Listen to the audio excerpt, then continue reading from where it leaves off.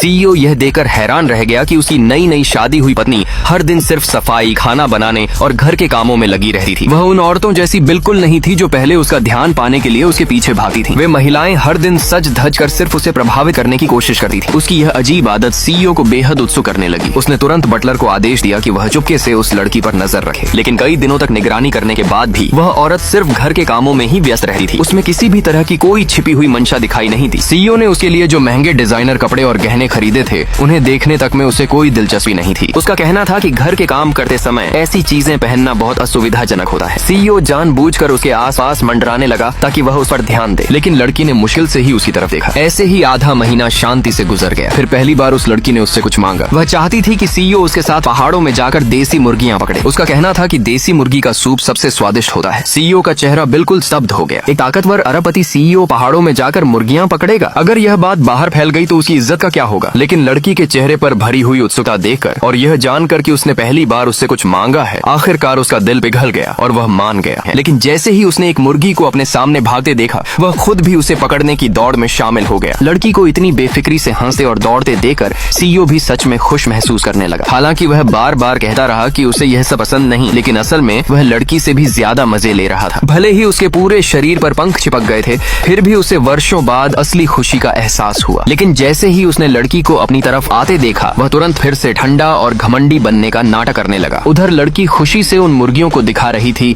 जिन्हें उन्होंने मिलकर पकड़ा था। लेकिन इससे पहले यह बेफिक्र और सीधी सादी लड़की एक फूड डिलीवरी वर्कर हुआ करती थी। हर बार जब वह कोई ऑर्डर पहुंचाती तो ग्राहक के सामने ही अपने कपड़ों की एक परत उतार देती और तुरंत एक कुरियर में बदल जाती। एक ही ट्रिप में वह 2 नौकरियों की कमाई कर लेती। उस महिला का नाम था हे युए लियांग। लोग उसे 21वीं सदी की अल्टीमेट हसल क्वीन कहते थे। ऐसी इंसान जो जरूरत पड़ने पर खुद को काम करते करते थका दे। लेकिन एक दिन लिफ्ट खराब होने की वजह से उसे दर्जन भर से ज्यादा पार्सल 20वीं मंजिल तक खुद उठाकर ले जाने पड़े।